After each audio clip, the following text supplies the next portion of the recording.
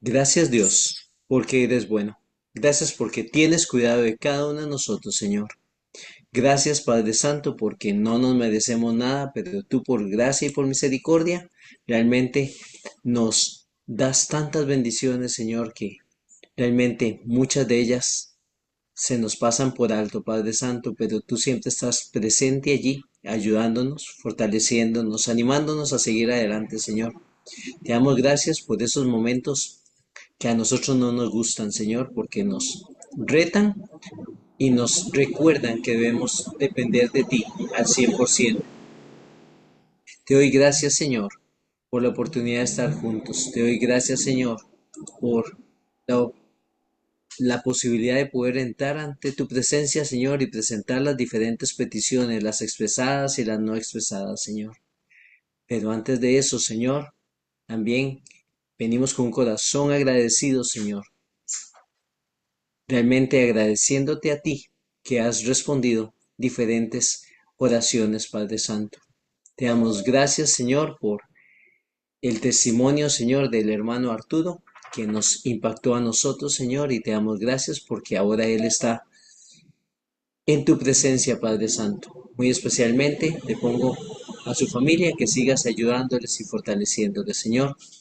Bendice a nuestras familias, bendice, Señor, nuestros ministerios, nuestras iglesias, Señor, y nuestras vidas, de manera que podamos servirte, Señor, de la manera que tú quieres que lo hagamos, Señor, y no como a nosotros nos parece. Te agradecemos por todo en el nombre de Cristo Jesús. Damos gracias. Amén y amén. Hermano Eric, el tiempo es tuyo. Bueno, muchas gracias, Naamán. Gracias a cada uno de ustedes por su fidelidad con el Señor. Y hoy estamos entrando a la penúltima de las parábolas de Jesús. Y es muy interesante esta parábola porque normalmente nos la habían, por lo menos yo, había recibido estudios o mensajes sobre esta parábola, ¿verdad? Y ahora que estaba estudiando las parábolas con más detenimiento, pues me doy cuenta de que hay muchos detalles que no había visto, ¿verdad? En estas parábolas. Y es que generalmente nos las han aplicado como al tiempo de hoy, ¿verdad? Y no es que no tengan enseñanzas para hoy, tienen enseñanza para que las apliquemos hoy. Pero es importante entender a qué se refiere Jesús. Hoy vamos a estar en Mateo 25 14 al 30. Mateo 25 14 al 30. Vamos a ver si hay alguien que lo pueda leer, el capítulo, el pasaje. Primero que abre el micrófono. Perdón, perdón, hermano, ¿usted me podría repetir la cita bíblica? Es que se le Claro que cortó un sí. poquito, no la escuché. Gracias. Mateo 25 del 14 al 30. Yo lo puedo leer, don Eric. Adelante. Ok. Parábola de los talentos. Porque el reino de los cielos es como un hombre que yéndose lejos llamó a sus siervos y les entregó sus bienes. A uno dio 5 talentos, y a otro 2, y a otro 1, a cada uno conforme a su capacidad, y luego se fue lejos. Y el que había recibido 5 talentos fue y negoció con ellos y ganó otros 5 talentos. Asimismo, el que había recibido 2 ganó también otros 2. Pero el que había recibido 1 fue y cavó en la tierra y escondió el dinero de su señor. Después de mucho tiempo vino el señor de aquellos siervos y arregló cuentas con ellos. Y llegando el que había recibido 5 talentos, trajo otros 5 talentos diciendo, Señor, 5 talentos me entregaste, aquí tienes, he ganado otros 5 talentos sobre ellos. Y su señor le dijo, bien, buen siervo y fiel, sobre poco has sido fiel, sobre mucho te pondré. Entra en el gozo de tu señor. Llegando también el que había recibido 2 talentos, dijo, Señor, 2 talentos me entregaste, aquí tienes, he ganado otros 2 talentos sobre ellos. Su señor le dijo, bien, buen siervo y fiel, sobre poco has sido fiel, sobre mucho te pondré. Entra en el gozo de tu señor. Pero llegando también el que había recibido un talento, dijo, Señor, te conocía que eres hombre duro, que ciegas donde no sembraste y recoges donde no esparciste, por lo cual tuve miedo y fui y escondí tu talento en la tierra. Aquí tienes lo que es tuyo. Respondiendo su señor, le dijo, siervo malo y negligente, ¿sabías que ciego donde no sembré y que recojo donde no esparcí? Por tanto, debías haber dado mi dinero a los banqueros, y al venir yo hubiera recibido lo que es mío con los intereses. Quitadle pues el talento y dadlo al que tiene 10 talentos, porque al que tiene le será dado y tendrá más, y al que no tiene, aún lo que tiene le será quitado. Y al siervo inútil echadle en las tinieblas de afuera. Allí será el lloro y el crujir de dientes. Muchas gracias, hermana Lidia. Mucho gusto. Bueno, parte de las enseñanzas que recibí en algunos lugares, es que vea cómo la salvación se pierde, por lo que dice los versículos 28 al 30. Pero aquí no está hablando de salvación. Tampoco está hablando de la iglesia. Así que vamos a empezar a ver este, el contexto y consideraciones iniciales de esta parábola, que prácticamente es un estudio aparte, es decir, es una introducción larga, pero es importante que la repasemos para ubicarnos en la parábola, entender también las parábolas anteriores, la parábola de las 10 vírgenes, ¿verdad? La parábola de la higuera, porque todas estas parábolas se refieren al tiempo final. Entonces, vamos a ver qué estabas. Ah, bueno, bienvenida Nancy, no te había saludado. Y bienvenido otra vez, don Alex. Está batallando don Alex con el micrófono. Gracias, bendiciones. Amén.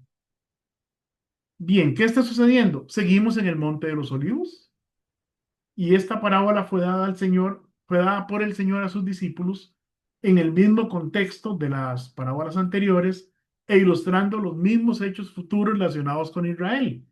Recuerden que le habían hecho una pregunta a Jesús: ¿cuándo serán estas cosas?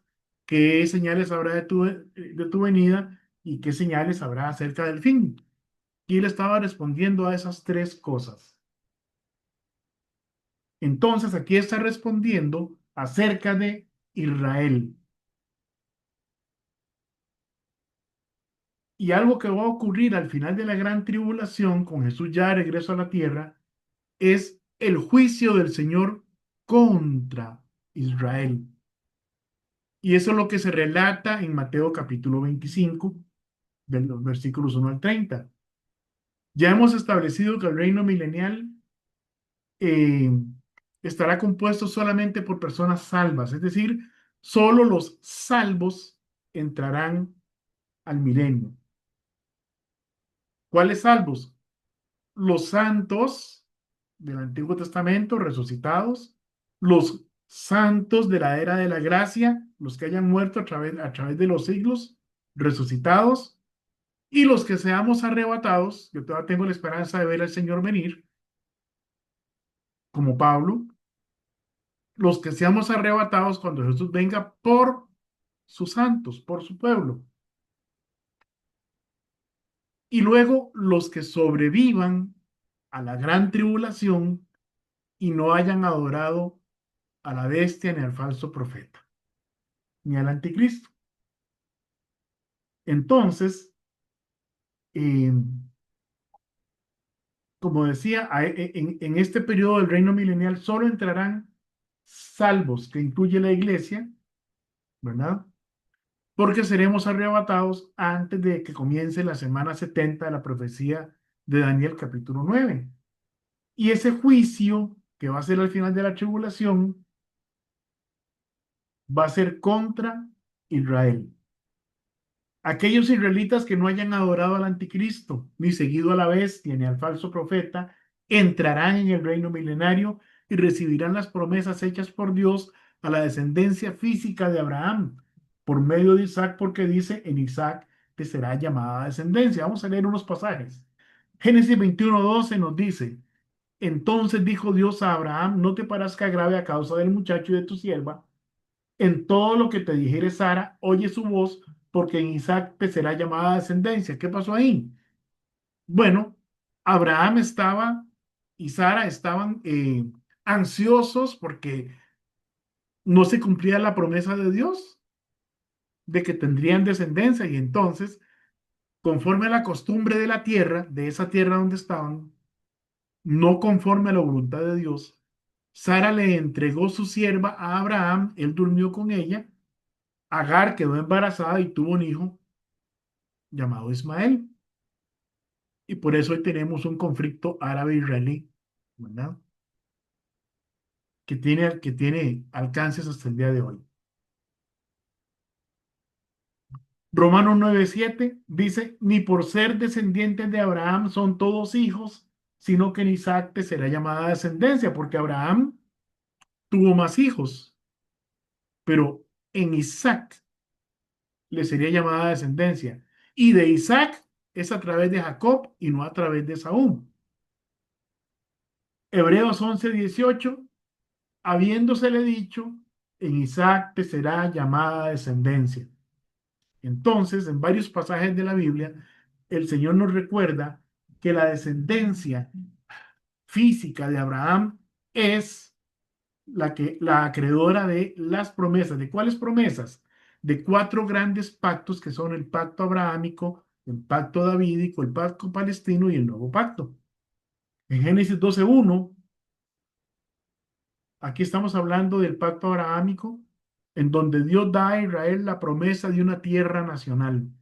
Génesis 12:1, pero Jehová había dicho a Abraham, vete de tu tierra y de tu parentela y de la casa de tu padre a la tierra que te mostraré. Y él salió sin saber a dónde iba.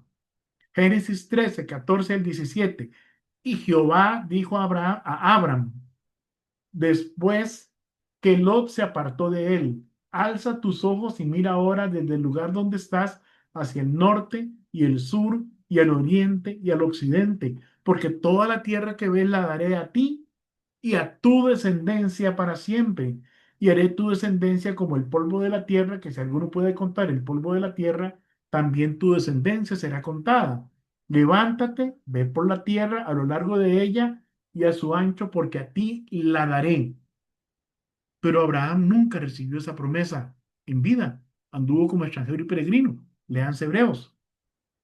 Ahora, es notorio que Dios no ratificó la promesa a Abraham hasta que se hubo apartado de Lot, porque no había lugar para Lot en ese pacto. ¿Cuántas personas hay con nosotros que nos impiden hacer lo que Dios nos ha encomendado y servirle de la forma que Él quiere? Eso lo dejo ahí solo para que lo piensen. ¿De quiénes deberíamos apartarnos para poder servir a Dios de la manera que Él quiere que le sirvamos? Y esto puede involucrar amigos o inclusive familia, parientes. También la promesa de redención nacional y universal. Génesis 12:3. Bendeciré a los que te bendijeren, y a los que te maldijeren, maldeciré, y serán benditas en ti todas las familias de la tierra. Génesis 22:18. En tu simiente serán benditas todas las naciones de la tierra, por cuanto obedeciste a mi voz. Vean y noten la diferencia que en Génesis 12:3 está hablando de las familias de la tierra. En Génesis 22:18 está hablando de las naciones de la tierra. Y aunque Dios había escogido a su pueblo en la descendencia de Abraham, no está desechando al resto de la humanidad. En este pacto, en este pacto de Dios, con Abraham, vemos la intención de Dios de trabajar con un pueblo específico que se formaría por la descendencia de Isaac. Y en él esa promesa comenzó a cumplirse por medio de Jacob, quien luego sería llamado Israel.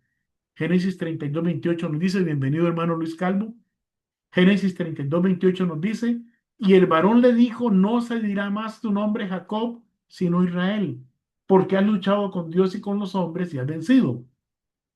También está la promesa de innumerables descendientes para formar una gran nación. Génesis 12:2. Y haré de ti una nación grande y te bendeciré y engrandeceré tu nombre y serás bendición. Estamos con el pacto de Dios con Abraham. En Génesis 17:12 al 6, perdón, Génesis 13:16. Génesis 13:16 dice, y haré tu descendencia como el polvo de la tierra, que si alguno puede contar el polvo de la tierra, también tu descendencia será contada. Y en Génesis 17:2 al 6 dice, y pondré mi pacto entre mí y ti, y te multiplicaré en gran manera. Entonces Abraham, todavía no era Abraham, se postró sobre su rostro y habló con él, y Dios habló con él diciendo, he aquí mi pacto es contigo, y serás padre de muchedumbre de gentes. Estas palabras son importantes porque algunas personas quieren meter a la iglesia en el pacto de Dios con Abraham, pero no se puede. ¿Con quién es el pacto de Dios? Con Abraham. Génesis 17:4. He aquí, mi pacto es contigo y serás padre de muchedumbre de gentes. Y no se llamará más tu nombre Abraham, sino que será tu nombre Abraham, porque te ha puesto por padre porque te he puesto por padre de muchedumbre de gentes. Y te multiplicaré en gran manera y haré de ti naciones y reyes saldrán de ti. Estos pasajes dejan claro que el pacto es con Abraham y con una línea específica de su descendencia por medio de Isaac y de Isaac específicamente con la descendencia de Jacob. El segundo gran pacto es el pacto davídico que le promete a la casa de David que un descendiente suyo se sentará por siempre en el trono de Israel. Segunda de Samuel 7:11 al 16 nos dice, desde el día en que puse jueces sobre mi pueblo Israel, y a ti te daré descanso de todos tus enemigos. Asimismo, Jehová te hace saber que él te hará casa. ¿Quién va a ser? ¿Quién dijo que haría la casa de David? Dios, no David, sino Dios haría la casa de David, es decir, la familia. Y cuando tus días sean cumplidos y duermas con tus padres, yo levantaré después de ti a uno de tu linaje, el cual procederá de tus entrañas, y afirmaré su reino. Él edificará casa a mi nombre, y yo afirmaré para siempre el trono de su reino. Yo le seré a él por padre, y él me será a mí hijo, y si él hiciere mal, yo le castigaré con vara de hombres y con azotes de hijo de hombres. Pero mi misericordia no se apartará de él como la aparté de Saúl, al cual quité delante de ti. Aquí está hablando de Salomón. Y será afirmada tu casa y tu reino para siempre delante de tu rostro, y tu trono será estable eternamente. Jeremías 33:20 al 21. Así ha dicho Jehová, si pudierais invalidar mi pacto con el día y mi pacto con la noche, de tal manera que no haya día ni noche a su tiempo, podrá también invalidarse mi pacto con mi siervo David, para que deje de tener hijo que reine sobre su trono, y mi pacto con los levitas y sacerdotes mis ministros. Vean que aquí Dios está diciendo, es imposible que se invalide el pacto que hice con David. Jeremías 31:35 al 37. Así ha dicho Jehová, que da el sol para luz del día, las leyes de la luna y de las estrellas para luz de la noche, que parte el mar y braman sus ondas, Jehová de los ejércitos es su nombre. Si faltaren estas leyes delante de mí, dice Jehová, también la descendencia de Israel faltará para no ser nación delante de mí eternamente. Así ha dicho Jehová, si los cielos arriba se pueden medir y explorarse bajo los fundamentos de la tierra, yo también desecharé toda la descendencia de Israel por todo lo que hicieron, dice Jehová. ¿Y por qué es importante ese texto? Bueno, sabe que los hombres todavía teorizan sobre lo que hay dentro o en el centro de la tierra. Siguen siendo teorías. Y sabe que el universo no ha podido ser medido, que 13.000 millones de años, que 27.000 millones de años, no terminan de ponerse de acuerdo. Porque ¿qué dijo Dios? Así ha dicho Jehová, si los cielos arriba se pueden medir y explorarse abajo los fundamentos de la tierra, también yo desecharé toda la descendencia de Israel por lo que hicieron, dice Jehová. Pero como Dios sabe que eso es imposible, Él tampoco desecha a su pueblo Israel. Como algunos enseñan, que ahora la iglesia es el nuevo Israel. Pero Dios aquí está diciendo completamente otra cosa. Él mantiene su pacto eternamente con el pueblo que Él decidió escoger a partir de Abraham. Tercer pacto, el pacto palestino, dio a Israel particular seguridad de una restauración final y permanente de la tierra. Algunos dicen que este pacto es una extensión del pacto davídico.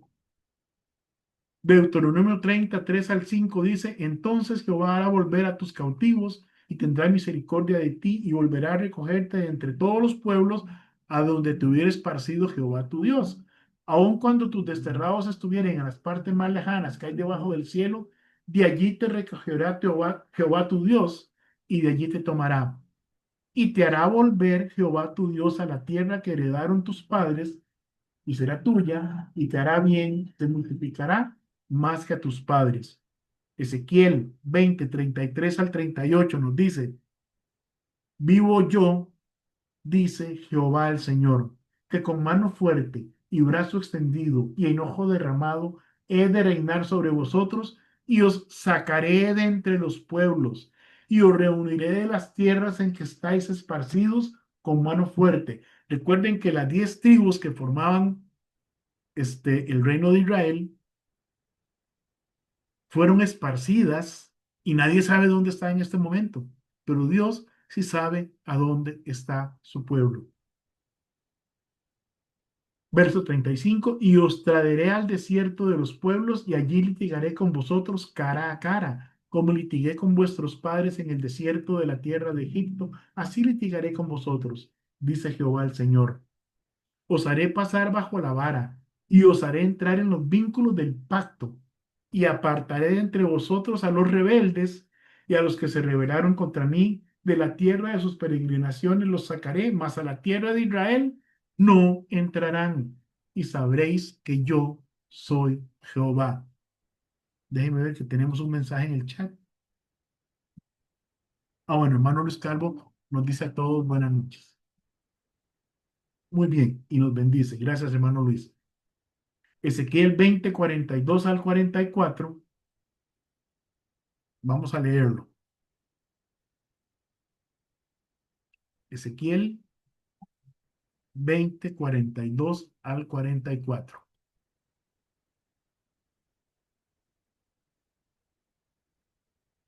Creí que lo había transferido, pero no.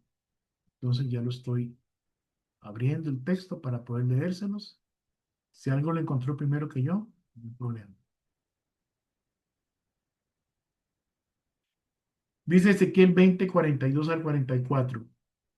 Y sabréis que yo soy Jehová cuando os haya traído a la tierra de Israel, la tierra por la cual alcé mi mano jurando que la daría a vuestros padres, y allí os acordaréis de vuestros caminos y de todos vuestros hechos en que os contaminasteis y os aborreceréis a vosotros mismos a causa de todos vuestros pecados que cometisteis, y sabréis que yo soy Jehová, cuando haga con vosotros, por amor de mi nombre, no según vuestros caminos malos ni según vuestras perversas obras, oh casa de Israel, dice Jehová el Señor. Bien. Entonces el pacto palestino le ratifica al pueblo de Israel la seguridad de una restauración final y su permanencia en la tierra. Y no estamos hablando de esta época. No estamos hablando del Israel que hoy está habitando esa zona. Estamos hablando del Israel que estará vivo durante la tribulación y que sobrevivirá a la gran tribulación. Para que quedemos completamente ubicados en dónde estamos en el tiempo. Y luego viene el nuevo pacto, ya es el cuarto. El nuevo pacto tiene particularmente que ver con la bendición espiritual y con la redención de Israel. Dice Jeremías 31, 31 al 34. Y esto es importante porque igual hoy hay hermanos enseñando que la iglesia está en el nuevo pacto. La iglesia recibe ciertas bendiciones del nuevo pacto porque vienen a través de Jesús, quien es el mediador del nuevo pacto. Pero el nuevo pacto no es con la iglesia. El nuevo pacto es con Israel. Veamos. Jeremías 31, 31 al 34. He aquí vienen días, dice Jehová, en los cuales haré nuevo pacto con la casa de Israel y con la casa de Judá, no como el pacto que hice con sus padres el día que tomé su mano para sacarlos de la tierra de Egipto. Pregunto, ¿salió la iglesia de la tierra de Egipto? No, ¿verdad? Fue Israel. Porque ellos invalidaron mi pacto, aunque yo fui un marido para ellos, dice Jehová, hablando de la forma en que los protegió y los cuidó. Verso 33. Pero este es el pacto que haré con la casa de Israel después de aquellos días, dice Jehová. Daré mi ley en su mente y la escribiré en su corazón, y yo seré a ellos por Dios y ellos me serán por pueblo. Y no enseñará más ninguno a su prójimo ni ninguno a su hermano diciendo, conoce a Jehová, porque todos me conocerán, desde el más pequeño de ellos hasta el más grande, dice Jehová, porque perdonaré la maldad de ellos y no me acordaré más de su pecado. Y solo hay una época de la humanidad en que esto puede suceder y se llama el milenio. Hebreos 8, 6 al 13. Para los que dicen que sí, es que en el Nuevo Testamento aparece el nuevo pacto. Recordemos, ¿a quién se le escribe? ¿Qué se le escribe o qué se le habla? ¿Por qué se le dice? El autor de Hebreos le está escribiendo precisamente a israelitas, a hebreos. Hebreos 8, 6 al 13 dice, pero ahora tanto mejor ministerio es el suyo, hablando de Cristo, cuanto es mediador de un mejor pacto, establecido sobre mejores promesas, porque si aquel pacto hubiera sido sin defecto, y aquí se está refiriendo, como vamos a ver más adelante, al pacto de Dios con Moisés, es decir, a la ley. Porque si aquel primero hubiera sido sin defecto, ciertamente no se hubiera procurado un lugar para el segundo. Porque reprendiéndolos dice, he aquí vienen días, dice el Señor, en que estableceré con la casa de Israel y la casa de Judá un nuevo pacto. Ahí está refiriéndose a Jeremías 31. No como el pacto que hice con sus padres el día que los tomé de la mano para sacarlos de la tierra de Egipto, Hebreos 8:9, cuando salió la iglesia de la tierra de Egipto.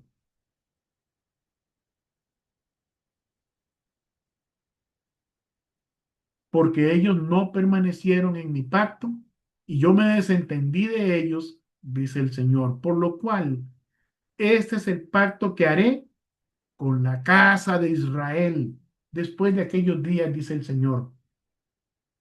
Pondré mis leyes en la mente de ellos y sobre su corazón las escribiré y seré a ellos por Dios y ellos serán a mí por pueblo. Y ninguno enseñará a su prójimo ni ninguno a su hermano diciendo conoce al Señor, porque todos me conocerán, desde el menor hasta el mayor de ellos, porque seré propicio a sus injusticias y nunca más me acordaré de sus pecados y de sus iniquidades. Al decir nuevo pacto, ha dado por viejo al primero, y lo que se da por viejo se envejece y está próximo a desaparecer. Entonces, este pacto no es con la iglesia, sino con casa de Israel. Lo dice claramente en Jeremías, bienvenido Josué, y lo dice clarísimamente en Hebreos. Esta parábola que vemos hoy, la parábola de los talentos, es la segunda de tres con las que Jesús responde a la triple interrogante de sus discípulos, la cual tenía que ver con cómo como establecimos en la parábola de la higuera, con Israel y de ninguna forma con la iglesia. Pues el templo es un edificio clave para los judíos. Recuerden que Jesús profetizó la destrucción del templo ocurrida en el año 70. El regreso de Cristo como Mesías, que todavía estamos esperando, y el regreso de Cristo como Rey, que también lo esperamos. Todo esto es clave para los judíos y el fin de los tiempos les importaba a los discípulos que recibieron estas enseñanzas de Jesús porque tiene que ver con la restauración futura de Israel.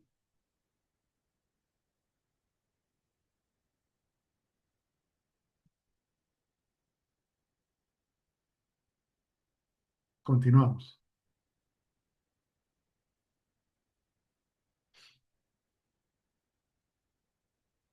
Entonces, esta parábola de los talentos está dentro del mismo contexto de Mateo 24, de la parábola de 10 vírgenes, que es la primera y la cual habíamos estudiado la semana pasada, la primera en Mateo 25. Bien, ahora vamos a pasar, no sé si hay alguna pregunta hasta aquí, porque esto es un preámbulo para que estemos ubicados en el contexto de la parábola de los talentos y recordar la parábola de las 10 vírgenes y la parábola de la higuera, a qué se refiere en el tiempo en que nos ubican. Entonces, no sé si hasta aquí hay alguna pregunta. Ok, entonces continuamos. Si no, al final tenemos un ratito también, ya fuera de grabación, para que cualquiera de ustedes pueda acotar o preguntar.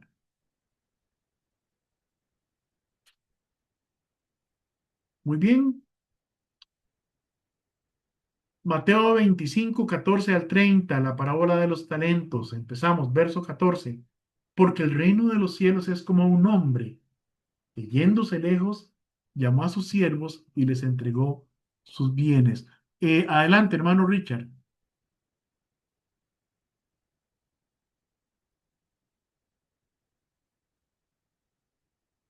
Buenas noches, Dios le bendiga a todos. Amén. Saludos desde acá, desde la zona indígena. Este, eh, varón, quería preguntarle, este, eh, creo que una de las cosas que, eh, lo digo, ¿verdad? Personalmente, que muchas veces, como dice usted, ¿verdad? Que en las enseñanzas que usted ha dado, ¿verdad? Y yo digamos, comparto también lo que usted dice, que muchas veces nosotros, siendo, ¿verdad? Redimidos, ¿verdad? Del Señor, pero muchas veces tenemos algo por ignorancia, ¿verdad? Que es la santidad, ¿verdad?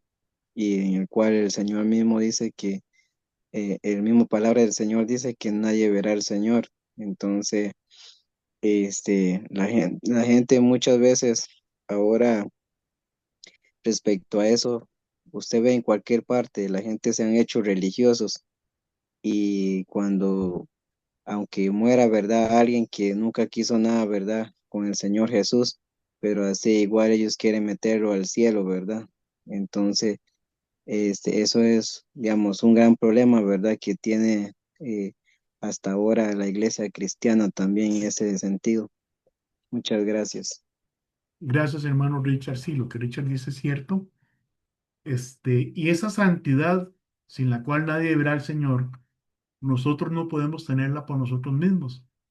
es la santidad que recibimos cuando nos arrepentimos de nuestro pecado y recibimos o aceptamos al Señor Jesucristo como nuestro único y suficiente Salvador personal. Esa es la santidad que no tenemos en nosotros mismos, pero que la recibimos por medio de Cristo y por lo cual estamos seguros que podremos ver al Señor. Bien, entonces decía que el reino de los cielos es como un hombre que yéndose lejos llamó a sus siervos y les entregó sus bienes. El hombre que se va lejos representa al Señor Jesucristo, quien se marcha a preparar todo para regresar a establecer su reino, según lo hemos visto en la introducción y en otros estudios. Los siervos a los que llama representan a los israelitas que llegarán vivos al final de la tribulación. Sí, esos tres siervos representan a los israelitas, al pueblo de Israel que estará vivo, o que sobreviva, al final de la tribulación. ¿Por qué hago esta aclaración? Dice Ezequiel 20, 37 y 38. Os haré pasar bajo la vara y os haré entrar en los vínculos del pacto. Y apartaré de entre vosotros a los rebeldes y a los que se rebelaron contra mí. De la tierra de sus peregrinaciones los sacaré, mas a la tierra de Israel no entrarán y sabréis que yo soy Jehová. Esto además indica que en este juicio contra Israel, los israelitas responderán ante el Señor como individuos y no como nación, porque la salvación es individual, no es nacional. En Mateo 25, 1 al 30, el Señor Jesucristo establece que este juicio es para determinar quiénes de Israel son salvos y quiénes no. Y los que no sean salvos no entrarán en el reino del Señor. Estas cosas ocurren al final de la semana 70 de la profecía de Daniel capítulo 9, es decir, al final de la gran tribulación. Verso 15, a uno dio 5 talentos y a otro 2 y a otro 1, a cada uno conforme a su capacidad, y luego se fue lejos. Este versículo revela que el Señor es justo y que no va a exigir a nadie más de lo que puede hacer según sus capacidades físicas, emocionales e intelectuales, pero que dentro de sus capacidades cada uno será responsable ante el Señor, y eso determinará su condición y sentencia en ese juicio. Versos 16 al 18. Y el que había recibido 5 talentos fue y negoció con ellos y ganó otros 5 talentos. Asimismo, el que había recibido 2 ganó también otros 2. Pero el que había recibido 1 fue y cavó en la tierra y escondió el dinero de su señor. Estos versos 16 al 18 nos revelan la actitud y responsabilidad de cada uno. Y ahí echemos por nuestro saco en esta época. Hay lecciones que aprender. 2 de los siervos ganaron el 100% por encima de lo que se les entregó. Uno recibió 5 talentos y entregó 10. Otro recibió 2 talentos y entregó 4. Pero el que recibió 1 en lugar de entregar 2, entregó el mismo talento que se le dio. Si bien esta parábola nos habla del juicio contra Israel y no contra la iglesia, la cual no será juzgada, porque Cristo ya la limpió, como nos enseña Efesios 5, 25 al 27, la parábola nos da una lección de que podemos y debemos atesorar. Esta lección hay que atesorarla. Dios dio a cada uno de nosotros al menos un don, al menos un talento, algo en lo que somos buenos de forma natural, pero que debemos cultivar y hacer crecer para la honra y gloria de Dios. En nuestro caso, no tiene que ver con salvación, pero sí tiene que ver con las recompensas que tengamos en el tribunal de Cristo, con el fruto que demos como hijos de Dios en este tiempo de gracia en el cual vivimos. Recordemos que aún en este tiempo de gracia hay creyentes dando su vida por la causa de Cristo, que se arriesgan al ir a predicar el Evangelio a países donde el Evangelio está proscrito. Pero nosotros gozamos de una enorme comodidad aquí en Costa Rica y en muchas partes de América. De Perdón, toda la Eric, libertad. Adelante, Luis.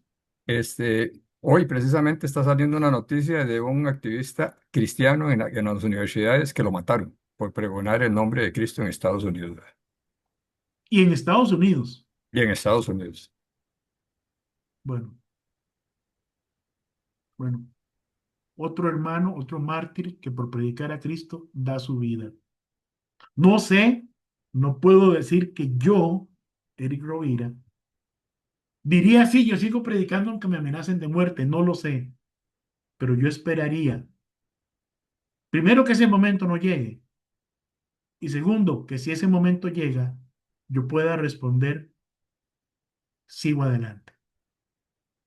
Ojalá que seamos esa clase de cristianos. Pero nosotros gozamos de comodidad, de libertad, de medios para publicar y predicar el evangelio a los no alcanzados, a los que no saben que están condenados por su pecado, y no lo hacemos. Gozamos de todo lo que necesitamos, pero no lo usamos. Hermano Rovira, Adelante.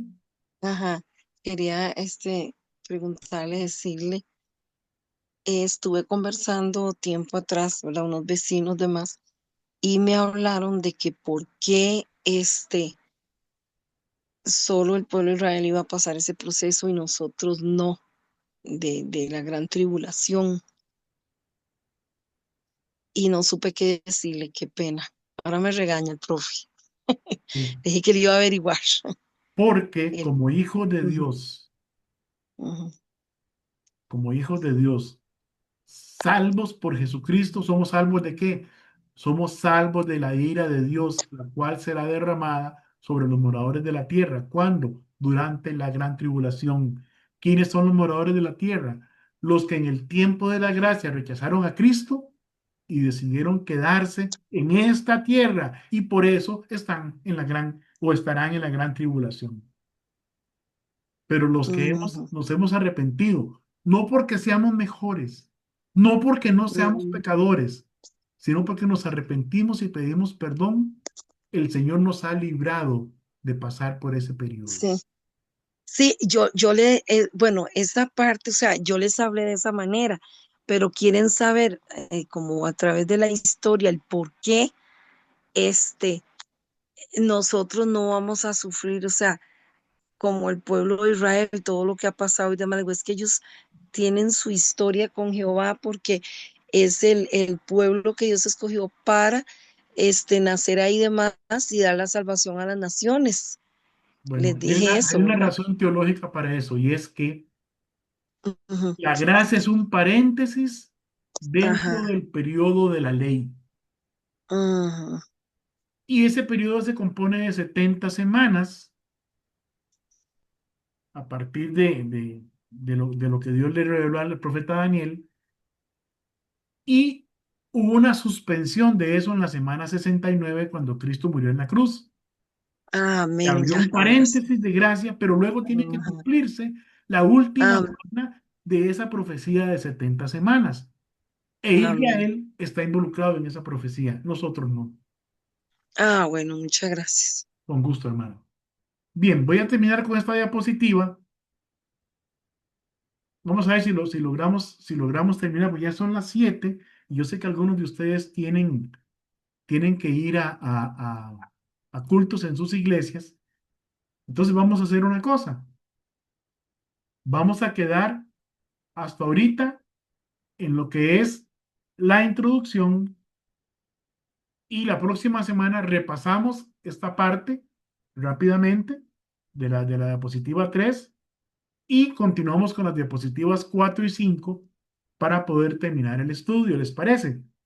Para no dejarlo incompleto o para que algunos de ustedes no se vean comprometidos con el tiempo establecido que tenemos para hacerlo.